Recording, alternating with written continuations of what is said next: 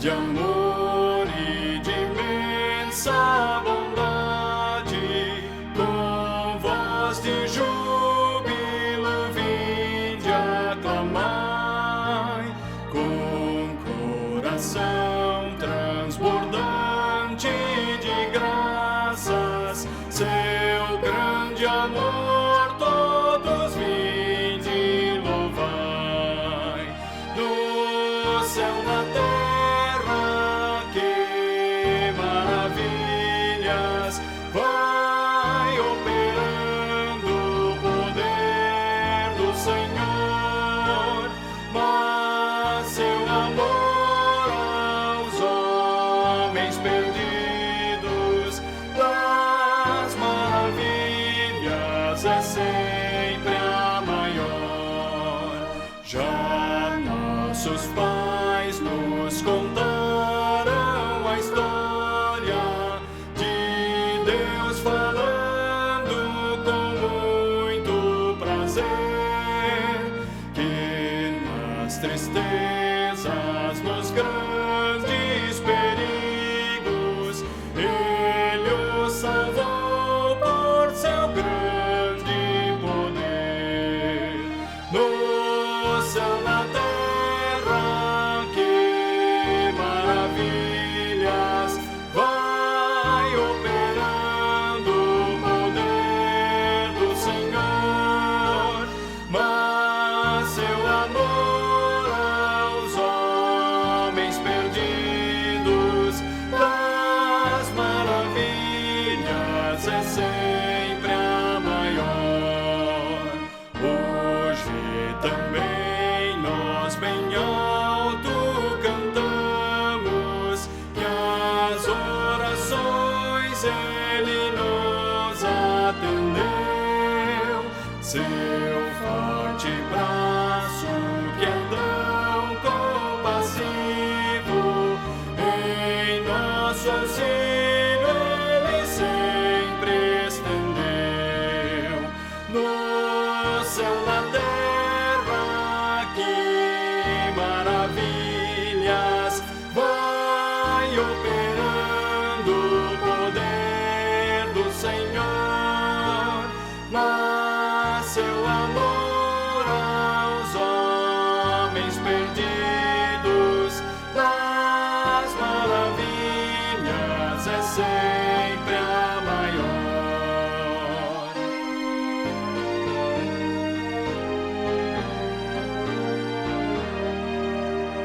Como até hoje, daqui para frente, Ele será nosso eterno poder, nosso castelo bem forte e seguro, e nossa fonte de excelso prazer. No céu, na terra, que maravilhas vai operando o poder do Senhor, mas seu amor aos homens perdidos das maravilhas é sempre a maior. Boa noite, irmãos e irmãs. Chegamos mais um final de dia, o dia que o Senhor criou para o louvor da sua glória. Hoje nós retomamos os nossos trabalhos normais, presenciais na igreja, somente com o culto às 10h30. A escola dominical continuou da mesma forma, só que ela foi antecipada para as 9 horas, transmitida pelo Meet. E nós vamos seguindo assim até quando Deus permitir. Estamos com problema na transmissão do culto, como os irmãos e irmãs puderam perceber. Mas estamos fazendo tudo, buscando uma forma de resolver o problema dos nossos equipamentos, para que na próxima semana, se Deus quiser, tudo esteja normalizado. Vamos seguindo aqui, gravando a nossa mensagem, disponibilizando para os irmãos e irmãs, para que sejam edificados pela palavra do Senhor. Vamos orar? Pai Santo, nós agradecemos ao Senhor pelo privilégio, Senhor Deus, que nos dá de sermos chamados teus filhos, pelo privilégio que nos dás, ó Pai, de podermos participar do corpo do nosso Senhor Jesus Cristo, a igreja, e podemos, Senhor Deus, terminarmos o domingo na presença do Senhor, sendo edificados na tua palavra, Pai querido. Muito obrigado por tudo que tem nos dado. Recebe a nossa adoração, recebe o nosso louvor, a nossa gratidão, com uma expressão sincera do nosso coração, realmente agradecido por tudo que o Senhor tem feito nas nossas vidas. E que ao abrirmos a tua palavra, Pai, sejamos iluminados pelo teu Espírito Santo e que as palavras dos nossos lábios, o meditar do nosso coração, sejam agradáveis na presença do Senhor, Pai. Oramos assim, pedindo a instrução do Senhor, no nome de Jesus. Amém. Vamos abrir a palavra do Senhor no Evangelho de Jesus Cristo, conforme escreveu o evangelista João, no capítulo de número 4, e nós vamos ler os versículos de 1 a 26.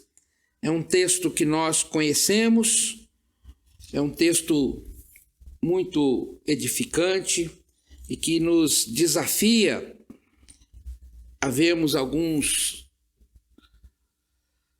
ensinamentos desse texto e aplicarmos à nossa vida. João, capítulo 4, versículos de 1 a 26. Quando, pois, o Senhor veio a saber que os fariseus tinham ouvido dizer que ele, Jesus, fazia e batizava mais discípulos que João, se bem que Jesus mesmo não batizava, e sim os seus discípulos, deixou a Judéia, retirando-se outra vez para a Galiléia, e era-lhe necessário atravessar a província de Samaria. Chegou, pois, a uma cidade samaritana chamada Sicar, perto das terras que Jacó dera a seu filho José. Estava ali a fonte de Jacó. Cansado da viagem, assentara-se Jesus junto à fonte por volta da hora sexta. Nisto veio uma mulher samaritana tirar água. Disse-lhe Jesus: dá-me de beber. Pois seus discípulos tinham ido à cidade para comprar alimentos. Então lhe disse a mulher samaritana: como, sendo tu judeu, pedes de beber a mim, que sou mulher samaritana?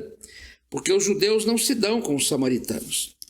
Replicou-lhe Jesus: se conheceras o dom de Deus e quem é o que te pede, dá-me de beber, tu lhe pedirias e ele te daria água viva. Respondeu-lhe ela: Senhor, tu não tens com que atirar, e o poço é fundo. Onde, pois, tens a água viva? És tu, porventura, maior do que Jacó, nosso pai, que nos deu o poço, do qual ele mesmo bebeu, e bem assim seus filhos e seu gado? Afirmou-lhe Jesus: quem beber desta água tornará a ter sede.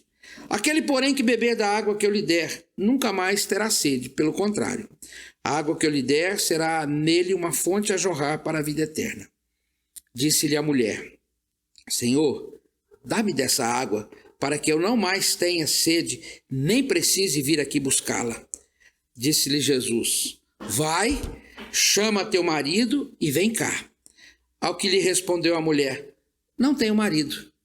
Replicou-lhe Jesus: bem disseste, não tenho marido, porque 5 maridos já tiveste, e esse que agora tens não é teu marido.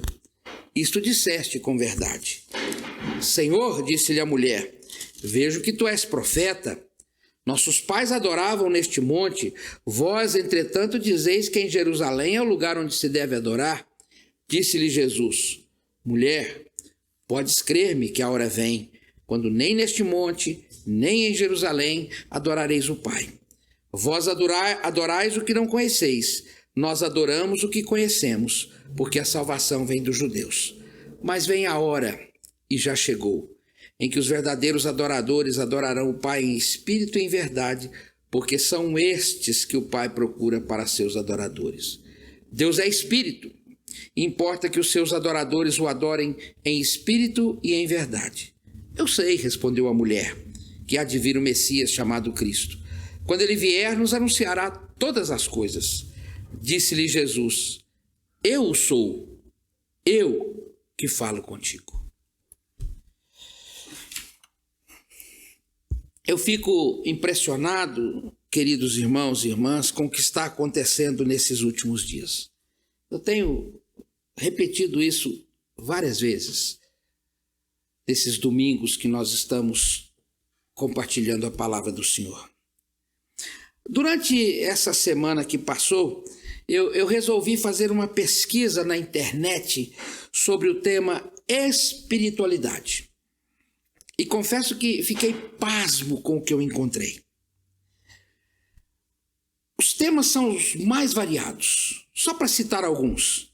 Espiritualidade nos dias atuais, espiritualidade e longevidade, espiritualidade na empresa, encontros de espiritualidade, saúde e espiritualidade, 319 melhores ideias de espiritualidade em 2020, qualidade de vida e espiritualidade. E a lista não tem fim. São vários artigos, vários vídeos, palestras sobre o assunto. Agora, o que mais me impressionou também foi quem são as pessoas que fazem essas palestras. E eu confesso que eu encontrei de tudo: filósofos, psicólogos, religiosos, padres, pastores, pedagogos, leigos, cardiologistas, empresários, políticos, youtubers, e a lista não tem fim. Entre homens, mulheres, artistas, pessoas famosas, pessoas não tão famosas e pessoas anônimas. Incrível! E a pergunta que eu faço quando eu vejo tudo isso é: será que essas pessoas realmente sabem o que estão falando? Será que elas entendem o que é espiritualidade? Será que não é mais um modismo nesse período de pandemia, onde as pessoas estão desorientadas, desesperadas, sem um norte para a sua vida? O texto que nós lemos, e que eu disse no início que é um texto conhecido de todos e que tem sido usado por vários pastores, pregadores, ele trata a respeito do encontro de uma mulher que morava numa pequena vila em Samaria, a vila chamada Sicar. E Jesus trata ali com aquela mulher de alguns aspectos espirituais. Em 1722 a.C., os assírios destruíram as 10 tribos do norte de Israel. Muitos moradores foram levados cativos. E nunca mais esse povo foi identificado como as 10 tribos, ou como o povo de Deus que residia ali naquelas 10 tribos. Apagou-se a memória desse povo. Na região onde habitavam as 10 tribos, ficaram habitando somente os marginalizados, mendigos, cegos, aleijados, desprovidos de quaisquer recursos materiais. Sargão II trouxe de outras regiões, moabitas, hititas e outros povos cativos da Síria, para viverem naquelas terras, para morarem ali e cultivar aquelas terras. E ocorre, então, nesse período, uma mistura de povos. E há também ali uma mistura de religiões. Há ali uma mistura de culturas. E essa mistura, ela torna os habitantes daquela região desprezíveis aos olhos dos judeus, especialmente os samaritanos, porque os judeus se consideravam o único povo de Deus. Os samaritanos eram desprezados pelos judeus.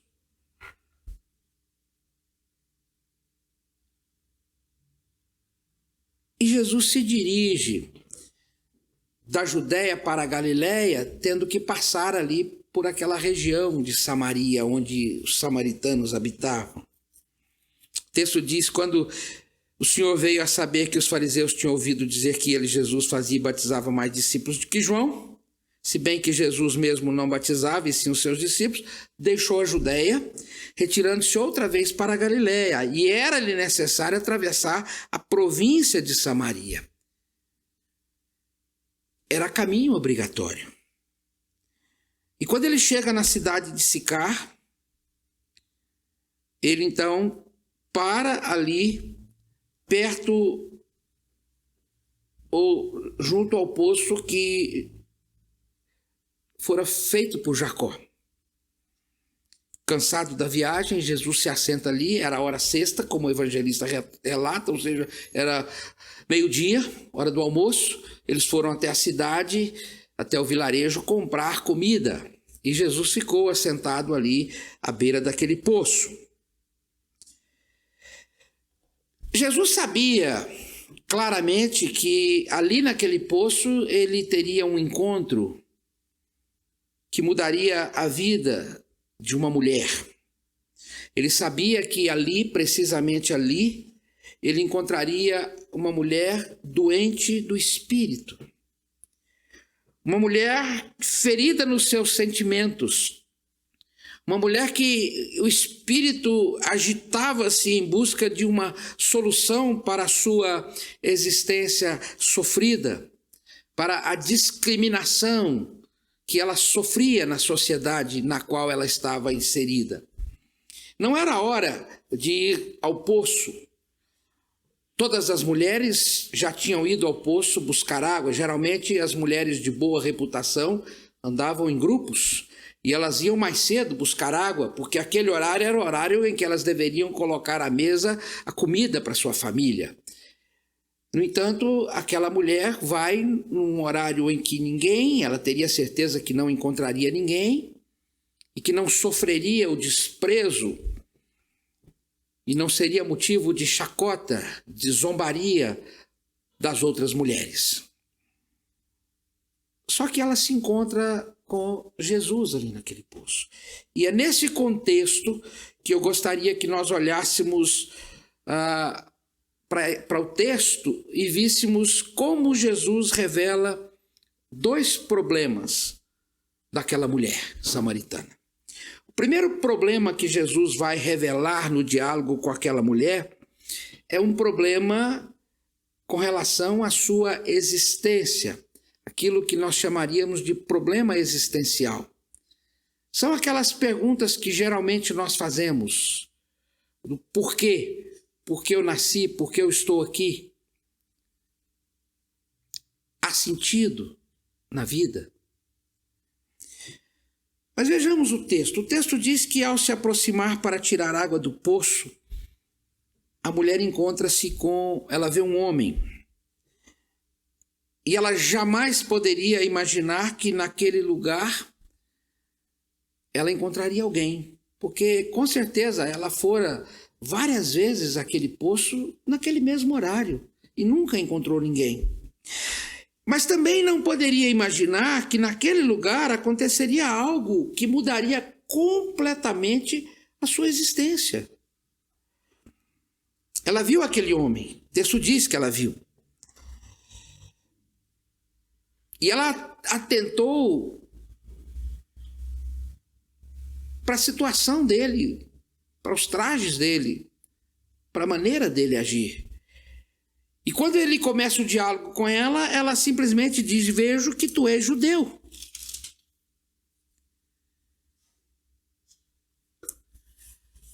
E ela pergunta: como sendo tu judeu, pedes de beber a mim, que sou mulher samaritana? Eu fico imaginando aquela mulher chegando ao poço, vendo aquele homem, manteve-se calada, foi tirar a água como era costume, a sua rotina diária, rapidamente, e ela faz isso para poder também escapar, sem ser observada por ele, voltar para suas atividades em casa. Mas ele não só a viu, como também falou com ela. Ele pediu água.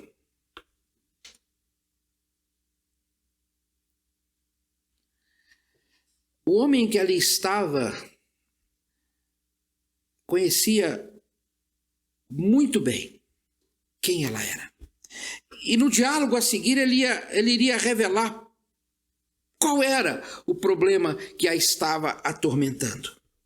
Em outras palavras, Jesus sabia que ela levava uma existência sofrida, marginalizada, difícil. Sua vida não era fácil. Jesus sabia da dor que ela enfrentava, de ser motivo de zombaria para as outras mulheres, de desprezo por aquela sociedade. Jesus sabia da má fama, da má reputação que ela carregava. E Jesus sabia também que ela havia se casado ou havia tido vários companheiros, vários maridos. Jesus sabia que ela tinha abandonado relacionamentos significativos e que ela também não encontrava sentido para os sonhos que desde criança ela alimentara. E os sonhos daquela mulher eram os mesmos das outras mulheres daquela época. Beleza, felicidade no casamento, alegrias no lar, filhos, talvez muitos filhos, como era costume naquele contexto, expectativas e esperanças de uma vida feliz, alegre, abençoada. Mas não foi isso que aconteceu com ela. Todos os seus sonhos, todas as suas expectativas ficaram no passado, faziam parte de um passado que ela não queria lembrar.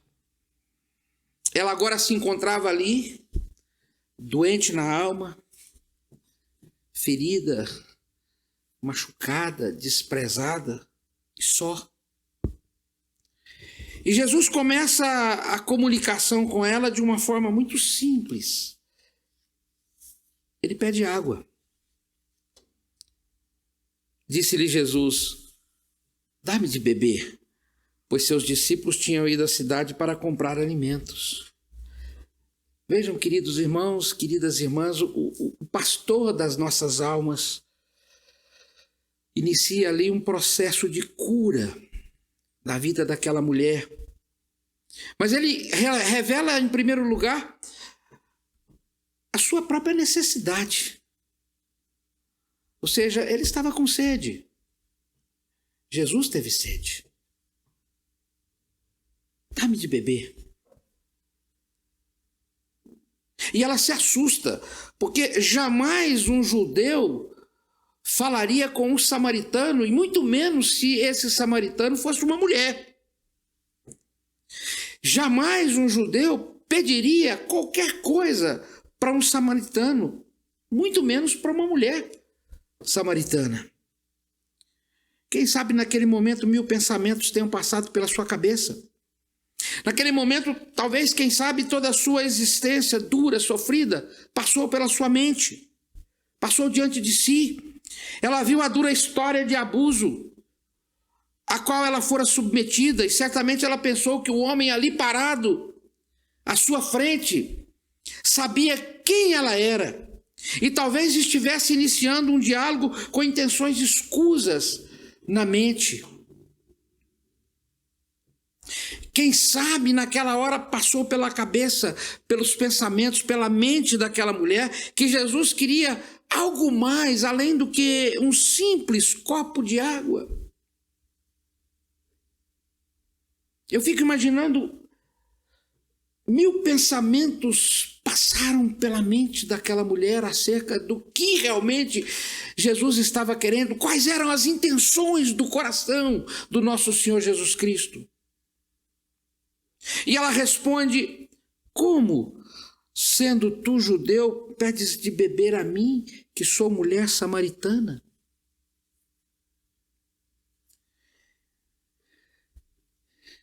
Mas Jesus então toca no ponto doloroso da sua existência.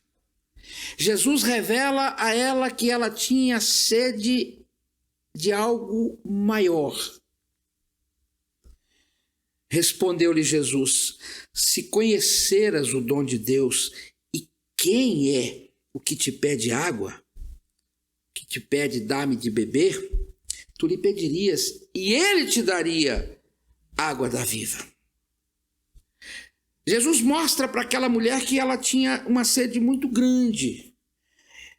Ela tinha sede de algo que trouxesse razão, que trouxesse sentido, que trouxesse significado para a sua existência efêmera e transitória.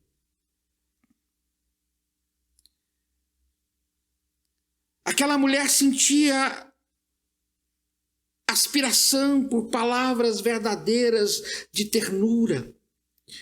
Aquela mulher tinha necessidade de um amor honesto, de um relacionamento humano genuíno. Ela aspirava por compaixão. Ela tinha sede na alma. E Jesus revela isso a ela.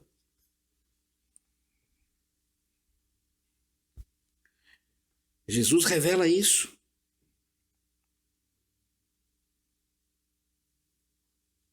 Aquela mulher nunca fora capaz de dizer para ninguém, mesmo porque talvez não tivesse com quem conversar. E nem mesmo admitia para si mesmo qual era o problema que a atormentava. Agora aquele homem ali parado à sua frente lhe revela o grande vazio da sua alma. Se você soubesse quem fala com você, você que pediria água. Você tem sede, sede na alma. Você tem sede, sede na existência. Você aspira por algo maior do que você. E Jesus diz a ela: chama o teu marido e vem aqui. E ela respondeu: não tenho marido. E Jesus então começa a mostrar para ela qual era o seu problema. Jesus diz: bem disseste, não tenho marido, porque 5 maridos já tiveste. E esse que agora tens não é teu marido.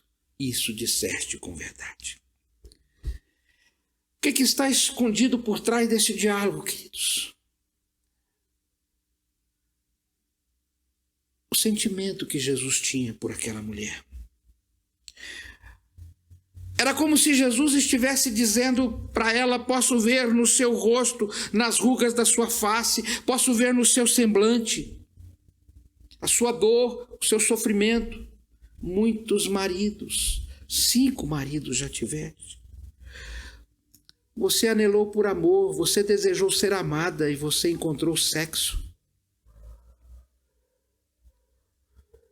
Não é de surpreender que você tenha tal dor a ponto de abandonar toda a esperança em sua vida e se entregar às rotinas insignificantes, aos prazeres fáceis, aos prazeres transitórios do pecado, a uma vida inútil, sem sentido, sem significado.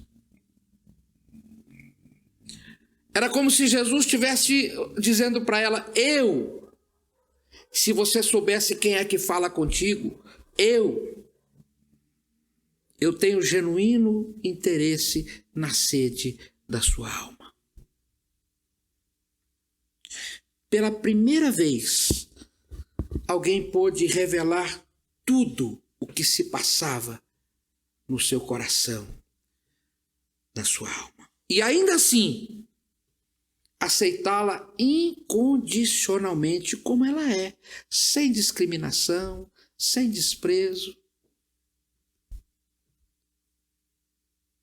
Mas aceitá-la, acolhê-la, com seus traumas, com seus problemas, com a sua existência vazia, inútil, fútil, com as suas emoções despedaçadas, com os seus sentimentos em frangalhos. não houve rejeição por parte de Jesus, não houve crítica, não houve exploração, não houve abuso. Houve apenas compaixão, amor, compreensão. Ela havia encontrado ali, naquele poço, no lugar onde ela ia frequentemente, um homem que se colocara no seu lugar. Alguém que sabia e que sentia o que ela estava vivendo intimamente. O grande vazio que havia no seu interior, na sua existência. E assim, eu fico imaginando, eles continuaram a conversar. Até que Jesus revela a ela um outro problema. Problema espiritual. E é sempre assim, queridos. O problema existencial, as dúvidas, os questionamentos que uma pessoa tem quanto à sua existência, eles nunca vêm sozinhos. Eles sempre vêm acompanhados, porque na realidade eles são fruto de um problema maior, que é o problema espiritual.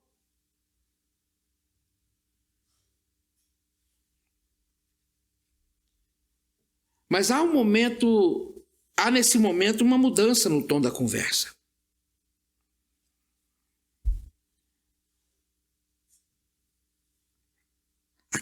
A pergunta que a mulher faz sobre adoração é pretexto. É pretexto para fugir de outra conversa mais profunda que talvez pudesse acontecer. Quando Jesus revela o problema real e verdadeiro, ela foge. Ela diz: Senhor, vejo que tu és profeta. Nossos pais adoravam nesse monte. Percebem, queridos irmãos, queridas irmãs, como aquela mulher foge do problema? E sabe, via de regra, isso é uma tônica nossa também. Quando alguém toca no problema, na ferida, naquilo que realmente incomoda a nossa existência, naquilo que realmente incomoda o nosso viver cotidiano, imediatamente nós fugimos de uma conversa séria. E aquela mulher foge dessa conversa. A pergunta que a mulher faz sobre adoração é pretexto para fugir daquilo que Jesus estava falando com ela. Mas veja, Jesus percebe isso. Ela pergunta do lugar de adoração. Jesus diz: mulher, podes crer que vem a hora, e já chegou, quando nem nesse monte, nem em Jerusalém. Jesus sabia que o templo de Jerusalém seria destruído dentro de alguns anos, e que o lugar da adoração, tão venerado pelos judeus, se transformaria em ruína. E Jesus diz: olha, vem a hora, e já chegou, em que os verdadeiros adoradores adorarão o Pai em espírito e em verdade, porque são esses que o Pai procura para seus adoradores. Jesus percebe que, na realidade, aquela mulher não estava buscando explicações teológicas. Ela não precisava de teologia, ela precisava de um encontro real e transformador. Queridos, é assim também com muitas pessoas que cruzam o nosso caminho. As pessoas estão fartas de filosofias, de teologias. As pessoas não querem teologia, as pessoas querem encontro. As pessoas querem algo que seja significativo para a sua vida. Jesus contorna cuidadosamente a abordagem que aquela mulher faz e simplesmente diz que o lugar de adoração não tem importância, mas é a qualidade do relacionamento que importa. O que conta para Deus é como nós estamos nos relacionando com Ele. Jesus deixa claro que Deus é espírito e deve ser adorado em espírito e em verdade. O que Jesus queria que aquela mulher entendesse é que ela deveria se conscientizar de que ali diante dela está um homem que demonstrou conhecer todos os seus problemas existenciais, mas que agora demonstra mais uma vez conhecer o grande vazio da sua alma. E é aqui que reside o problema de todo ser humano, queridos. O vazio existencial nos leva ao vazio espiritual, o vazio de Deus. E aquela mulher percebe que agora ela está diante de uma situação que demandava dela uma posição.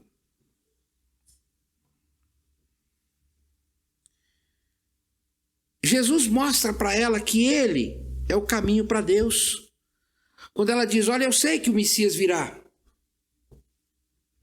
E Jesus olha para ela e diz, eu sou.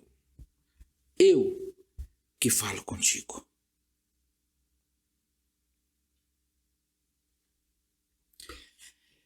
Esse é o tema que preocupa muitas pessoas, queridos irmãos. Quem é Jesus?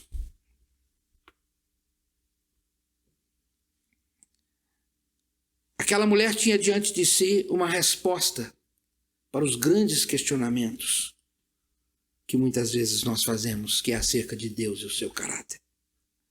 Muitas pessoas hoje se perdem procurando preencher o vazio da sua existência com outras coisas, que na verdade jamais irão preencher esse vazio. Porque esse vazio que nós temos dentro de nós é como um buraco na praia do mar ou na praia do rio. Ele nunca vai ficar vazio, mas ele nunca vai ser totalmente preenchido. A água vem e tampa. Ela vai e revela o vazio, o buraco. É como um quarto de despesa em nossa casa. Quantas vezes você já fez uma limpeza naquele quartinho que você tem lá na sua casa, que você vai jogando as tralhas? Você vai lá e joga tudo fora, ficou vazio. Daí alguns dias você volta e você vê que começaram a acumular tralhas, coisas desnecessárias novamente. Assim é a nossa vida, queridos. Assim é o vazio da nossa alma. Por mais que nós procuremos limpar a nossa vida e colocar coisas para preencherem o vazio da nossa vida, ele sempre vai ser um lugar de coisas inúteis, até que haja um encontro transformador, como houve na vida daquela mulher. Você pode, por exemplo, colocar algumas coisas nesse vazio que você tem na sua vida. Vou citar algumas coisas que são comuns as pessoas utilizarem. Sexo preenche por alguns momentos, traz prazer por alguns momentos, depois vem o vazio novamente. Drogas preenche por alguns momentos, depois fica vazio novamente. Bens materiais preenche por alguns momentos. Carro novo, uma roupa nova, um perfume novo, uma casa nova. Preenche por alguns momentos, mas depois vem o vazio novamente.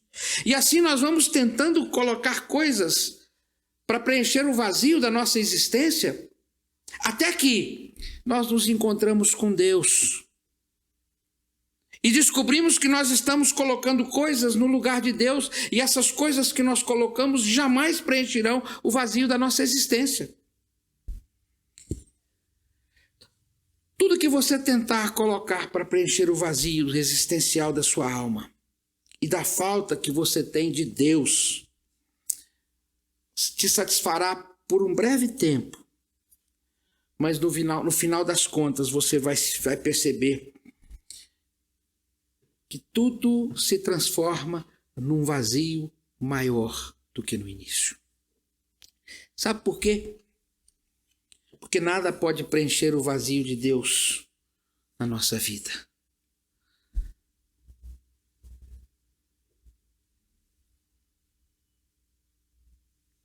Dr. Ray Stedman diz que Deus, quando nos criou, no profundo da nossa alma, Ele plantou um arbusto.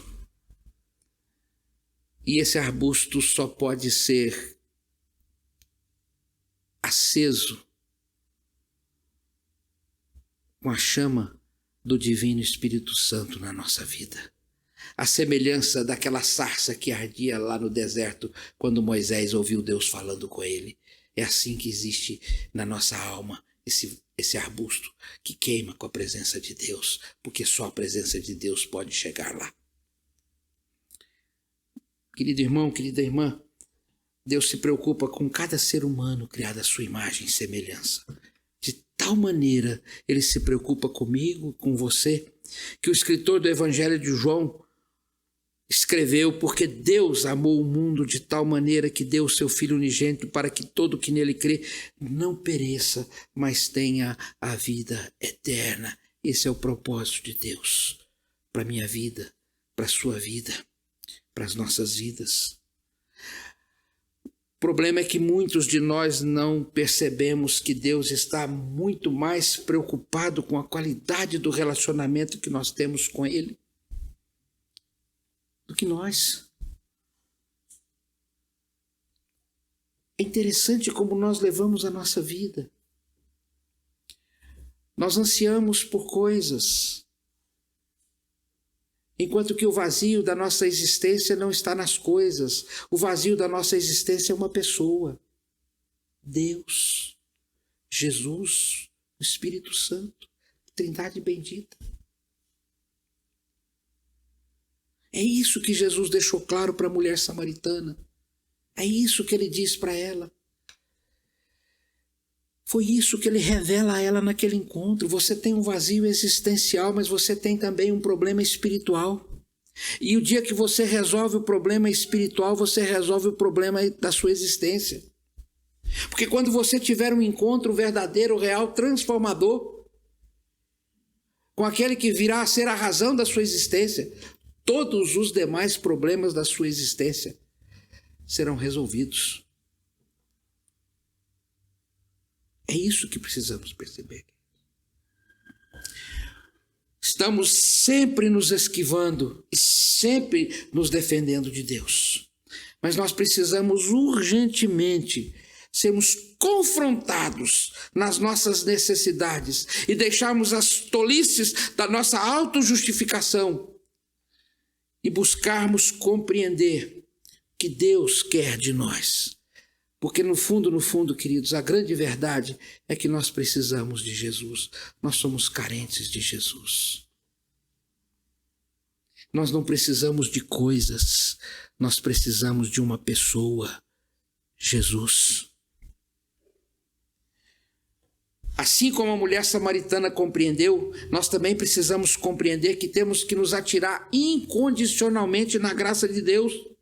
Caso contrário, nós permaneceremos incapazes de aceitar o amor de Deus revelado em Jesus Cristo. Precisamos encontrar o verdadeiro sentido para a nossa existência efêmera e transitória neste mundo. Por que nós estamos aqui, queridos? Deixa-me ilustrar com uma fábula. Eu gosto muito de ler fábulas.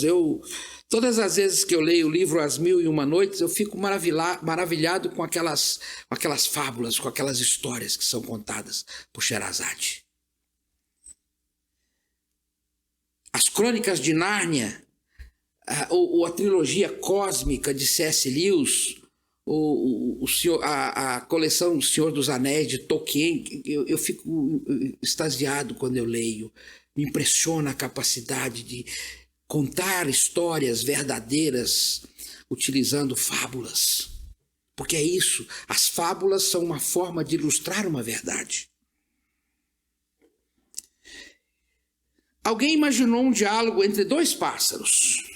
Uma cotovia que estava solta e um canário que estava preso em uma gaiola. A cotovia estava voando, até que de repente ela viu um pássaro cantando numa gaiola, no peitoril de uma janela. E ela foi até próximo do pássaro. E a pessoa que escreve essa fábula, ela imaginou o seguinte diálogo. A cotovia solta olha para o canário preso e diz: qual é o sentido para a sua vida? Por que e para que você está vivendo? Qual o propósito da sua existência? Ao que o canário preso na gaiola respondeu: o meu propósito, a minha razão de viver é comer sementes. Para quê? Pergunta a cotovia. Para ficar forte. Mas ficar forte? Para que ficar forte? Para poder cantar, respondeu o canário. Cantar? Preso na gaiola? Não estou entendendo. Ao que o canário respondeu: porque todas as vezes que eu canto, eu recebo mais sementes. Quanto mais alto, quanto mais forte eu canto, mais sementes eu recebo. E quanto mais sementes eu como, mais forte eu fico. E quanto mais forte eu fico, mais alto eu canto. E quanto mais alto eu canto, mais sementes eu recebo. Ao que a cotovia respondeu: então você come a fim de ficar forte para poder cantar, e então ganhar mais sementes para poder comer, para ficar forte, para cantar? É essa a sua vida? Nisso se resume a sua existência? Sim, respondeu o canário. Ao que a cotovia disse: há mais coisas para você fora dessa gaiola. Se você me seguir, eu lhe mostrarei o que há de belo,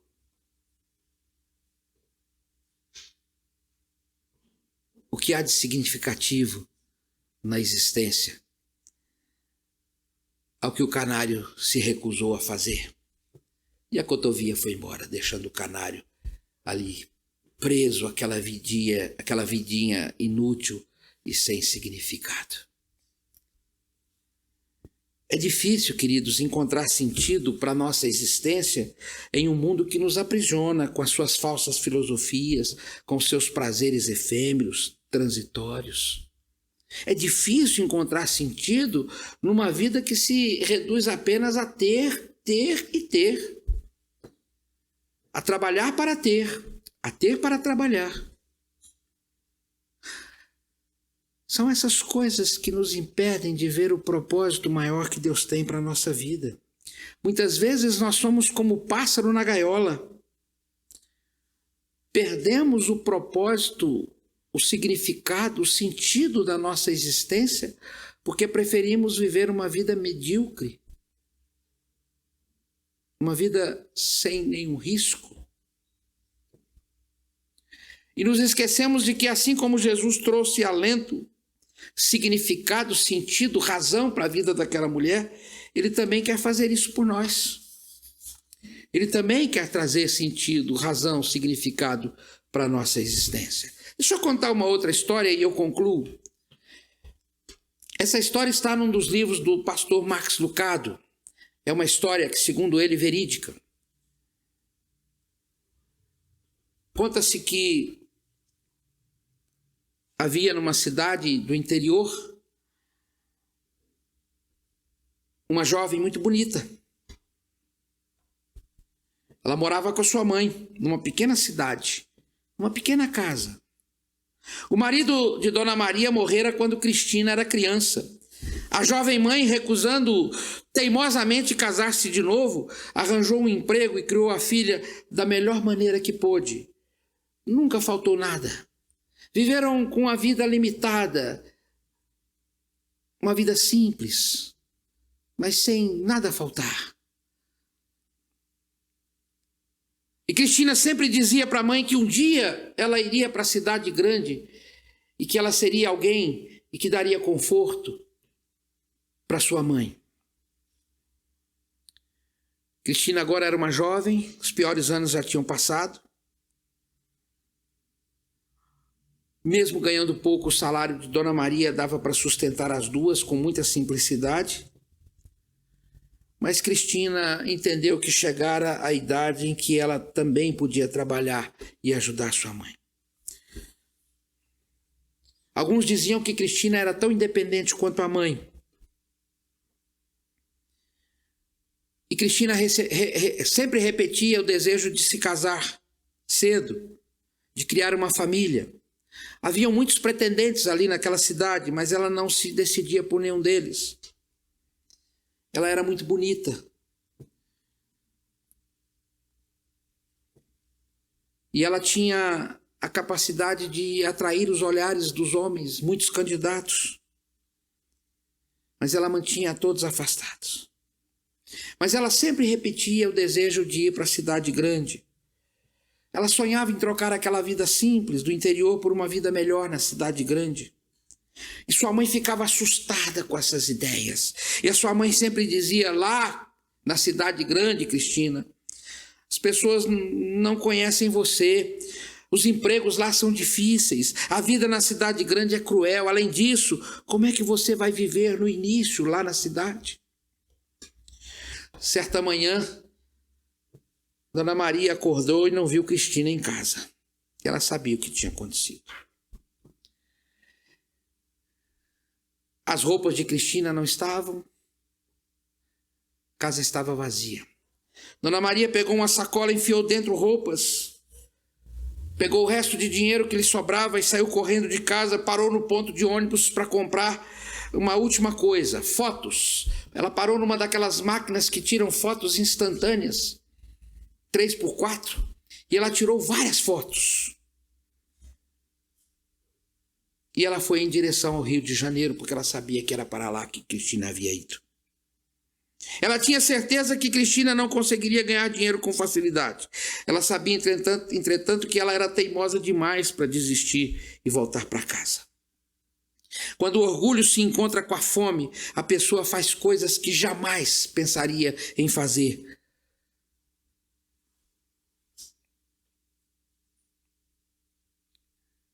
Conhecendo Cristina, Dona Maria começa a sua busca. Ela começa procurando em hotéis simples. Depois ela vai a alguns bares, alguns bares, algumas boates. Ela vai em vários lugares. Em cada um desses lugares que ela foi, ela procurou um quadro de avisos, procurou um lugar e ela colava uma foto sua. E nas costas de cada foto estava escrita a mesma frase. De repente o dinheiro foi se acabando, as fotografias também, e ela teve que voltar para casa. Muito triste, frustrada, ela volta para casa. Os dias foram se passando, as semanas, os meses. Depois de alguns meses ali na cidade grande, um dia a jovem Cristina estava descendo as escadas de um hotel, um quarto, primeiro andar. O seu rosto estava pálido, já não tinha mais aquela beleza jovial, seus olhos não eram mais alegres.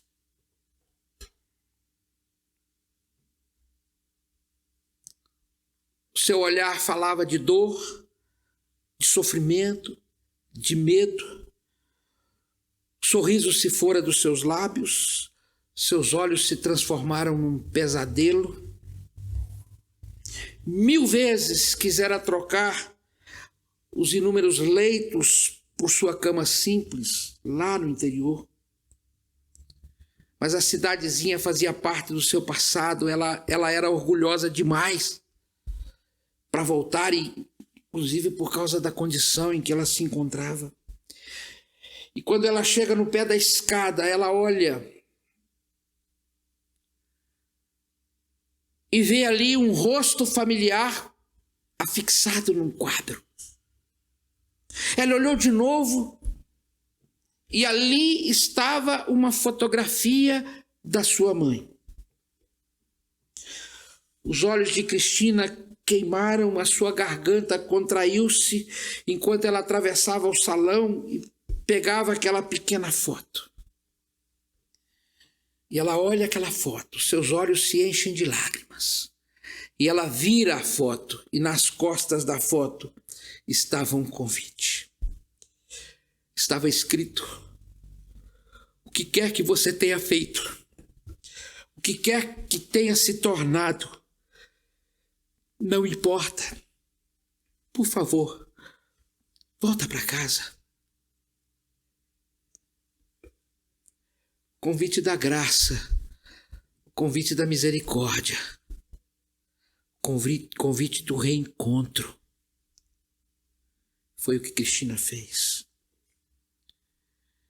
Ela voltou para casa. Ela teve um reencontro com a sua mãe. Eu não sei o que está afligindo a sua alma nesse momento, meu querido irmão, minha querida irmã, mas Jesus sabe.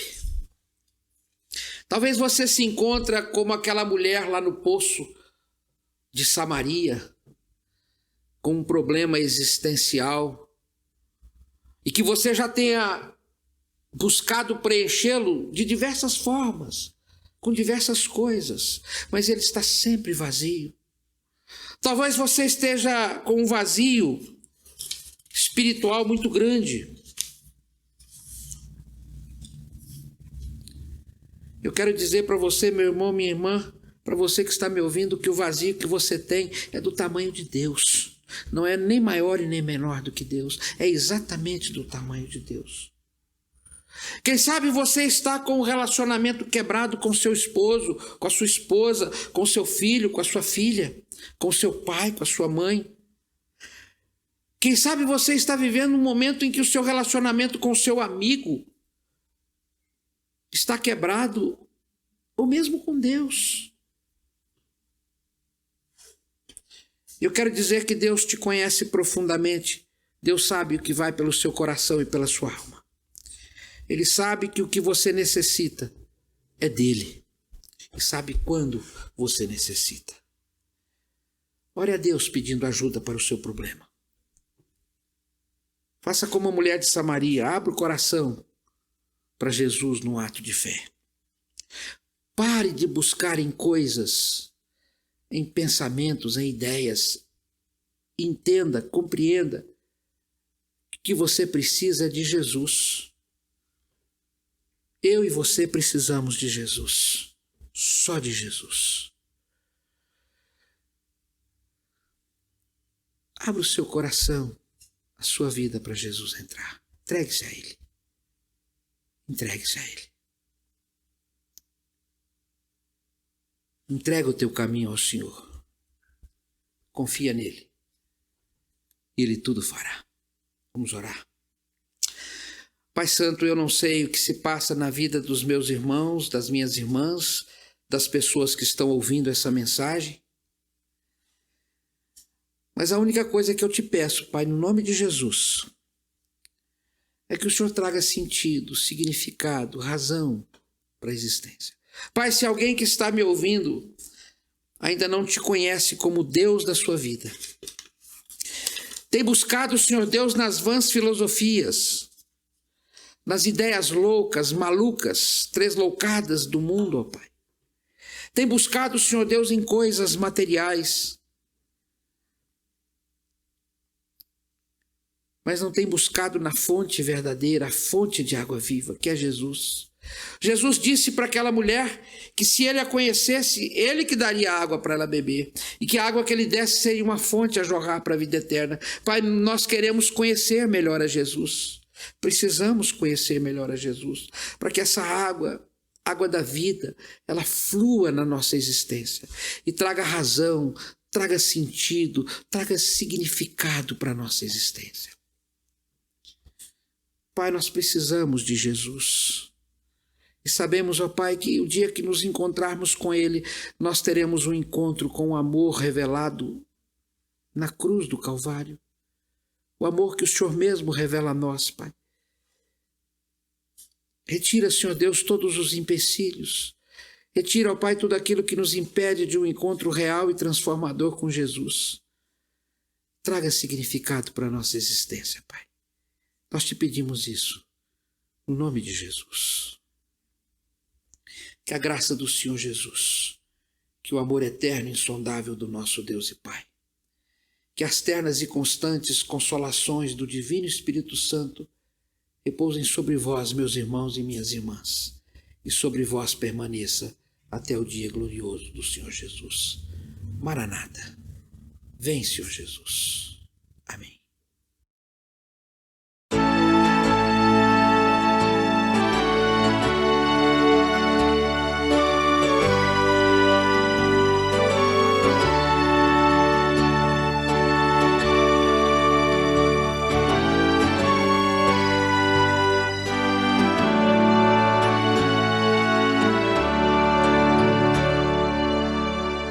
Quero Salvador comigo,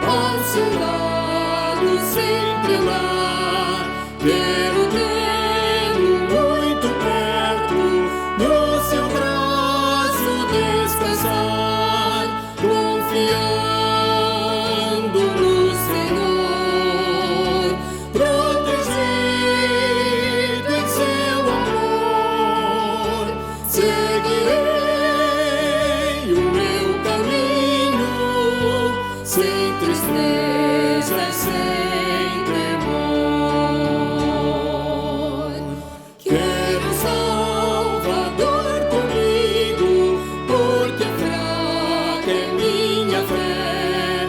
Sua voz me dá conforto quando me vacilo a pé, confiando no Senhor, protegido em seu amor. Seguirei o meu caminho, sem tristeza e sem temor. Quero um Salvador comigo, dia a dia em meu viver, através de luz ou sombras, no desgosto e no prazer, confiando no Senhor, protegido em seu amor.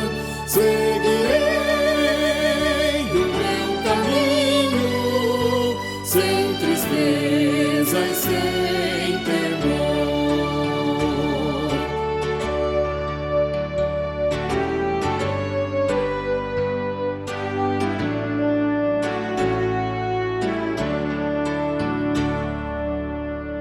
Quero um Salvador comigo, sábio guia e bom pastor, nesta vida além da morte, longe de perigo e dor, confiando no Senhor, protegido em seu amor.